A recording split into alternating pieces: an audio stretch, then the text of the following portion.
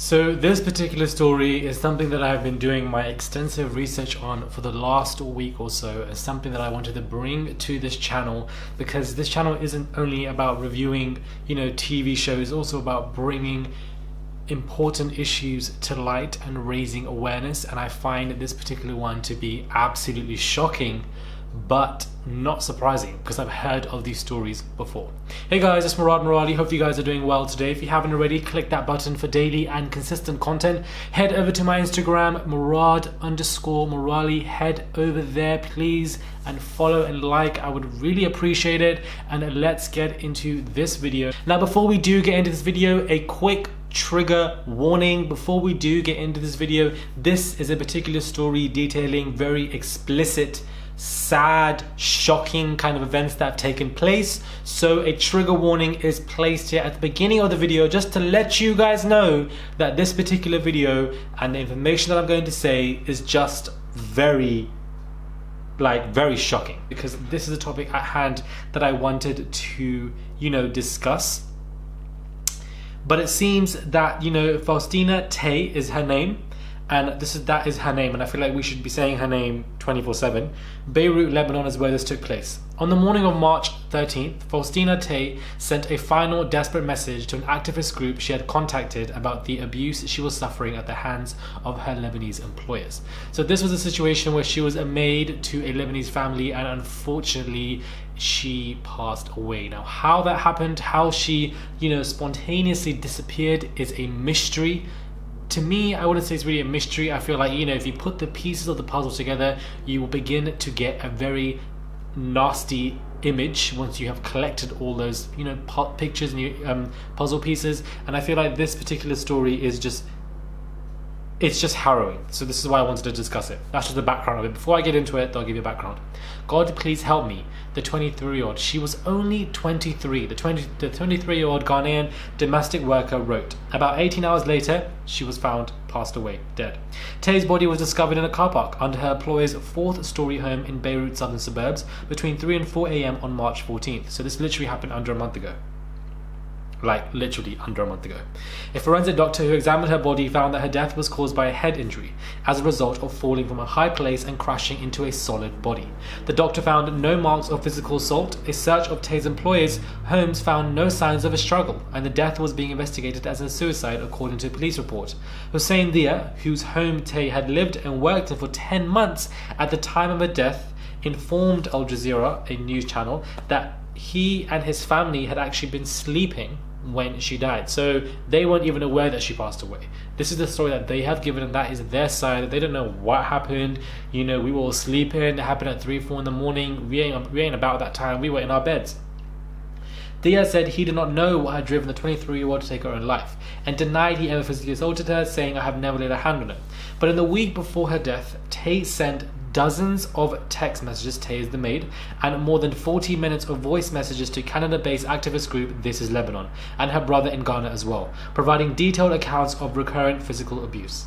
This Is Lebanon names and shames employers. They are a company that names and shames people that are accused of maid abuse online in an attempt to resolve issues facing domestic workers on a case-by-case basis. Human Rights Watch found in 2010 reports that Lebanon's judiciary fails to hold employers accountable for abuses. This could apply to this situation as well. While security agencies often do not adequately investigate claims of this such. Tay told the group, This Is Lebanon, that Dia and Ali Kamal, the owner of the domestic workers agency that had brought her to Lebanon, had each beaten her twice between January 16th and March 6th.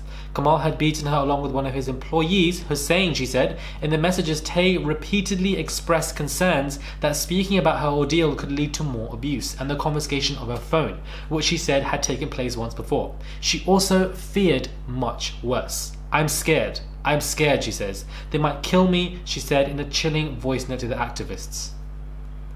The reason why I'm saying that is after their father beat me up, they took the phone from me and they didn't give it to me again. She's being silent. When I came back from the office and I was sitting, I was so worried. I used to sit alone and be crying. Wow. And The last born, she's 17 years. She was the one who took the phone from me. So she brought it. And the third born connected the Wi-Fi for me, which was yesterday night. I was able to contact my family and told them everything that had happened again after the first meeting in the office. I'm scared. I'm scared. They might kill me. I'm really scared. I'm not happy. I'm not happy. I want to run. I'm not happy, I'm scared they're going to kill me. Then lo and behold, she spontaneously, randomly passed away from suicide. So there's a correlation here from her saying she's scared of being, killed, and then she died.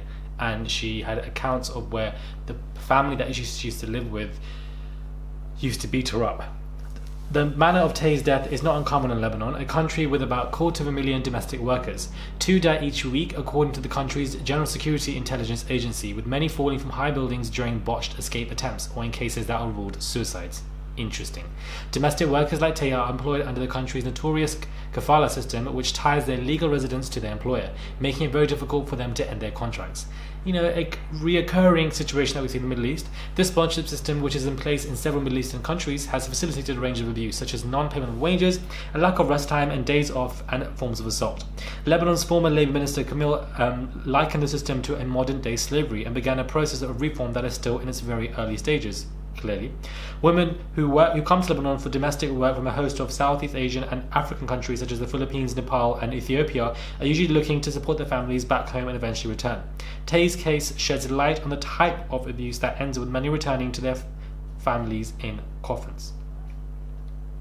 From Accra to Beirut, a little more than 10 months before her death, Tay had been running a small noodle business in Ghana's capital, Accra, with financial help from her brother Joshua, who works as a driver. Demania told Al Jazeera that he had advised his sister against going to Lebanon because there had been stories of people who had to go there and suffer so much. Tay ignored her brother's advice and arrived in Beirut on May the 5th to begin working at Dia's apartment, where he lives with his wife, Mona, and their 3 children. There, she did not have her own room. Instead, she slept on a sofa in the kitchen. She complained that she was overworked, had no days off, and was usually only able to get to sleep at 2 a.m. and was woken up at 8 a.m. I should have stayed, she says. She quickly regretted her decision to leave Ghana. In November 2019, she texted her brother, I should have stayed and continued with my business. In January, she told her employers that she could not work for them anymore and asked to be sent back home. They refused. I paid $2,000 and I said, take it easy on us, we'll let you travel after, Dia recalled telling her. That was when Tay said Dia beat her for the first time on January 16th before taking her to Kamal's agency, where she said Kamal Hussein beat her. Both denied the claims when contacted by Al Jazeera. The state would have closed us a long time ago if they mistreated domestic workers, he said. Kamal informed Tay that the only way she would get back home was if she worked 2 more months with the Dia family to pay for her ticket back to Ghana. Pure manipulation. She agreed, but when the agreement came due in March, she contacted This Is Lebanon and said Dia was refusing to let her leave. A few days later, on March 10th, she said Dia Kamal Hussein beat her again. My boss beat me mercilessly yesterday, she said. This morning he took me to the office and I was beaten again. This is the second time they beat me up in the office. Dia said he had taken Tay to the agency with the intent of letting her travel, but received a call 2 hours later from the agency. We've worked it out. She'll travel in July. Demania said his sister had agreed out of fear. I don't want to pass away here. Al Jazeera informed Lebanon's Labour Ministry of Tay's case and advised it to Labour Minister and said that the names of Tay's employees had been noted and the ministry would be informed if they applied to be allowed to work. She said they would be permanently blacklisted if it is proven later on that the suicide was caused by abuse. I'm very weak, she said in a voice message describing a pain in her wrists, legs and neck. Please help me to go back to the country for treatment. Please, I don't want to pass away here. Now, will they really, justice, will it really come down on this particular family for what they've done? I personally allegedly believe, although allegedly hasn't been proven by the court systems, I do believe the family have interference with her death, and I feel like they probably caused her death as well. We've seen these stories happen before. They're all over the Middle East. They happen on reoccurring situations left, right and centre, and this is just another case that we have seen. I've heard of nasty stories, and this was one that's really been circulation in the media, online, social media in the last 2 weeks. I thought I'd look into it and talk about it for a minute before I actually go deep and do a quick 10-minute analyzation and overview and review for you guys to get my points all in together, to dictate them to you guys so that you guys actually understand this nasty situation. And if you guys don't know about it, now there is some awareness. And I know there are several issues going on in the world right now, but I'm just taking one at a time.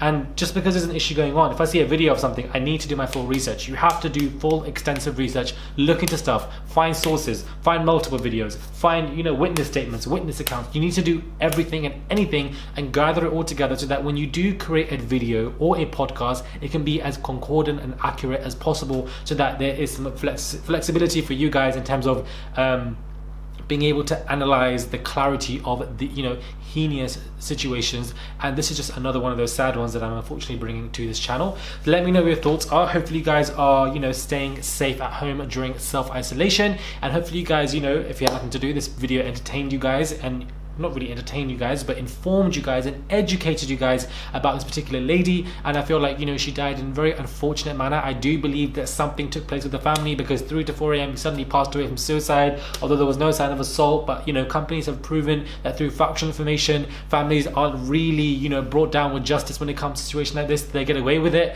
And, you know, it was they thought they would be clever to allow the death to happen at a time where they could say that they were sleeping.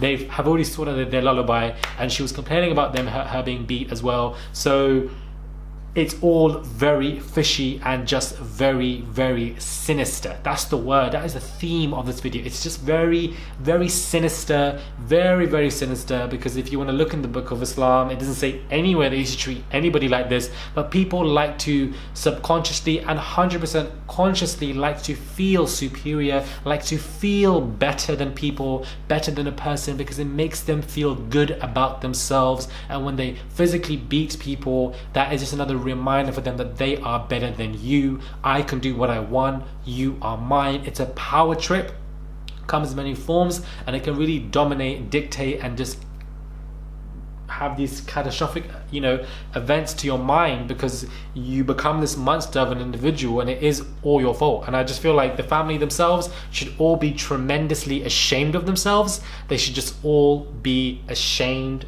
of themselves.